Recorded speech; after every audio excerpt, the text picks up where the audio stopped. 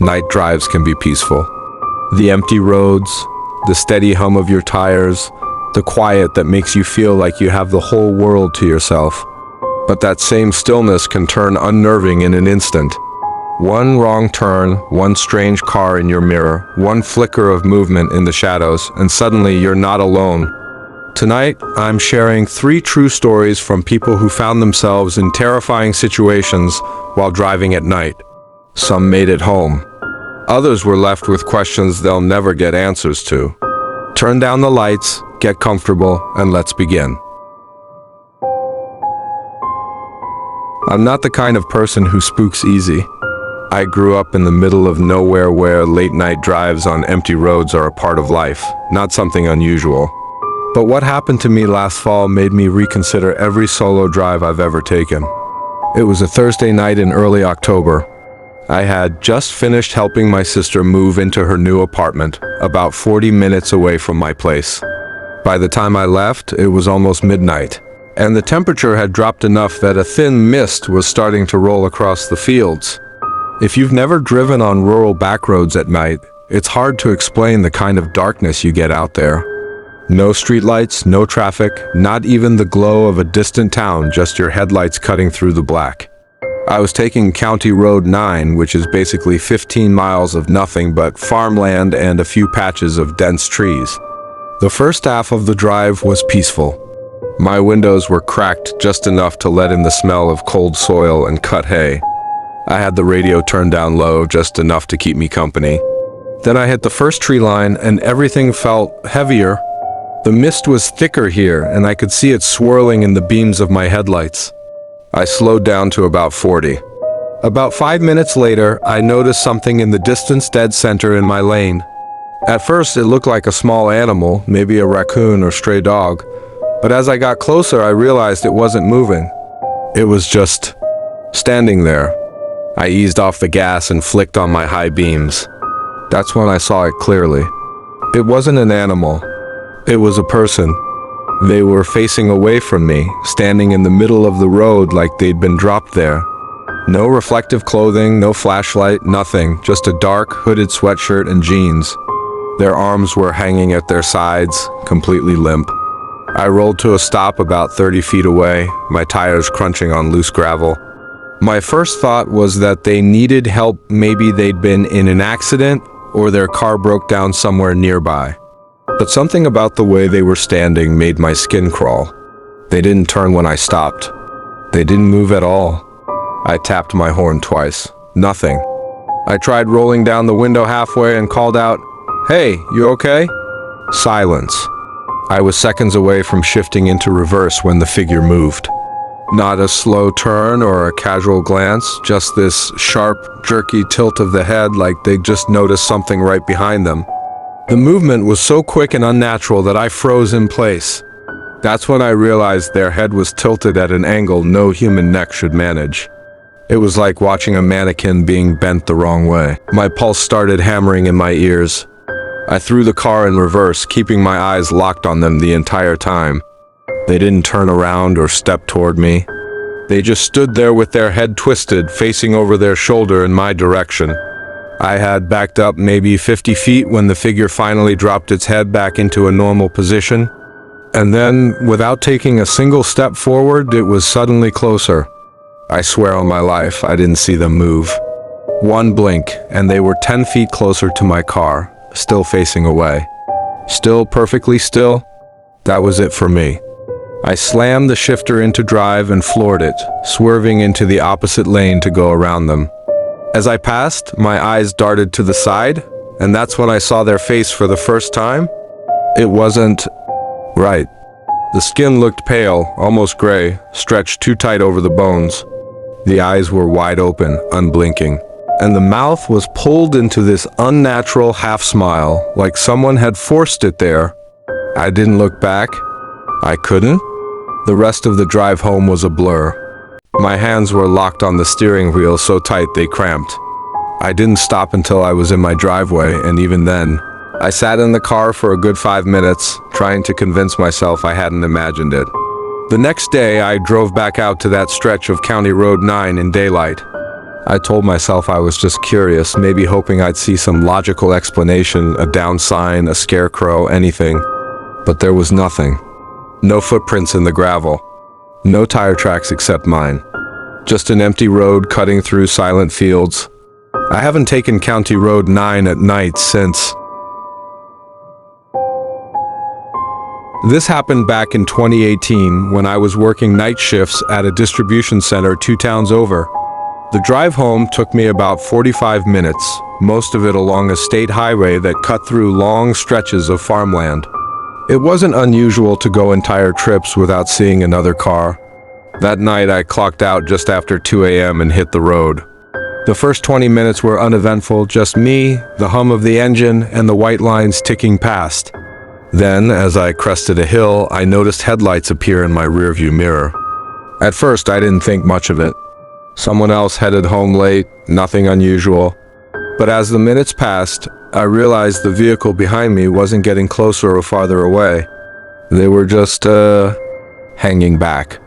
It was an old, boxy cargo van white, no windows on the sides. The kind you'd expect to see parked outside a moving company or maybe a contractor's lot. It didn't have any logos or markings. Every time the road curved or I slowed slightly, the van matched me perfectly.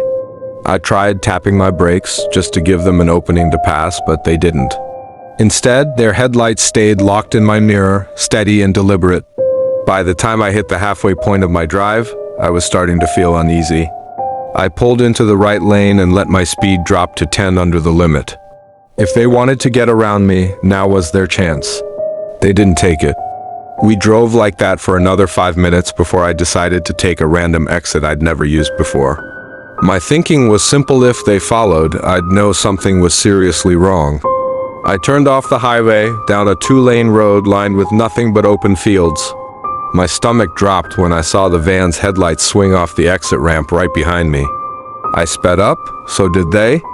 By now my heart was racing.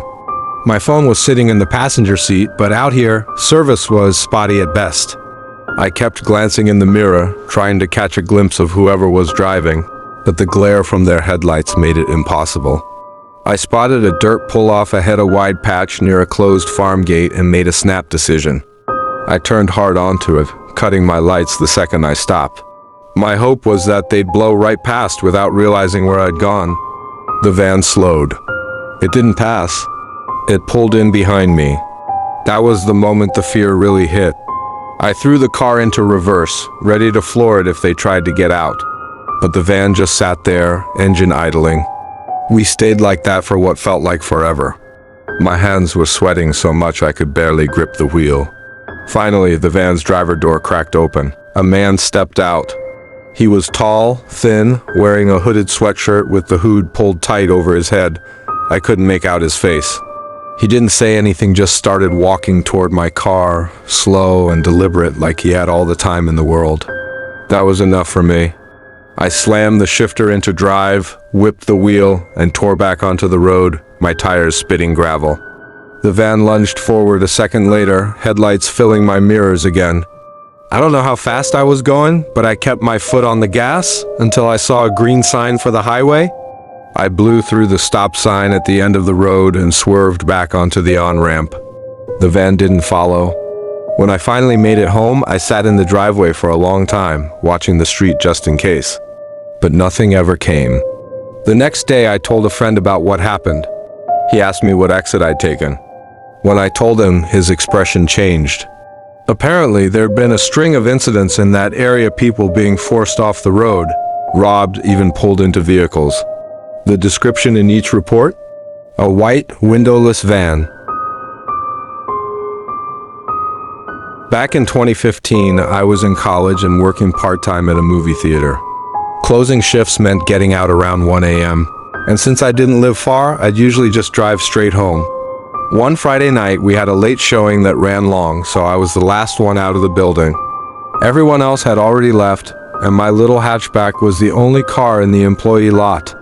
The theater sat on the edge of town, surrounded by empty lots and half-built strip malls, so once the lights shut off, it got dark like pitch dark. As I walked out, I noticed a car parked way at the far end of the lot. No lights on, no engine running. just sitting there. It wasn't unusual for people to park there during the day, but at 1 in the morning, it didn't make sense.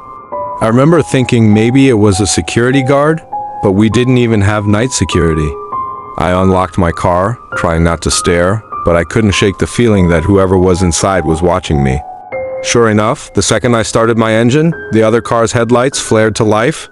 It was an old sedan gray or silver with one headlight slightly dimmer than the other. It didn't move right away, so I just pulled out like normal, heading toward the main road. The sedan pulled out too. I made the first turn toward my neighborhood, and it followed. I made another turn still there. At that point, I decided to test it. Instead of going straight home, I looped back toward the center of town, taking random turns through side streets. No matter where I went, the sedan stayed 2 or 3 car lengths behind me. I finally turned onto a long industrial road that dead-ended at a warehouse complex. About halfway down, I realized my mistake. There was no way out except the way I came. I pulled into the last lot before the dead end and quickly spun around, headlights sweeping across rows of parked semi-trailers. As I straightened out, I saw the sedan slowing to a crawl, almost like the driver was deciding what to do next. We ended up face to face for just a moment. My car pointed toward them, their car pointed toward me. The driver's window was down, but I couldn't see their face, just the faint glow of a cigarette ember. And then they did something that sent a chill through me. They slowly raised one hand and waved. Not a friendly wave, more like a slow, deliberate, "I see you" gesture. I floored it, swerving past them and back toward the main road. When I checked my mirror, the sedan was just sitting there, still idling, headlights cutting across the asphalt. By the time I got home, I was shaking so badly I had trouble getting my key in the lock. I kept checking outside every few minutes, half expecting to see those uneven headlights pull into my street. They never did. A week later, I heard from another coworker that she'd had something similar happen in the same lot, except in her case, the car had actually pulled up behind her and blocked her in before driving off. We told management, but nothing ever came of it. To this day, I still wonder if it was someone targeting theater employees specifically, or if we just happened to cross paths with someone looking for trouble. Night driving can be dangerous for a lot of obvious reasons: fatigue, poor visibility, wildlife on the road. But it's the unpredictable human element that sticks with you. The strange headlights that never seem to pass. The figure standing where no one should be. The car that follows you for miles before vanishing without a trace. If you ever get that gut feeling that something isn't right, trust it. It might be the only thing that keeps you from becoming the next story.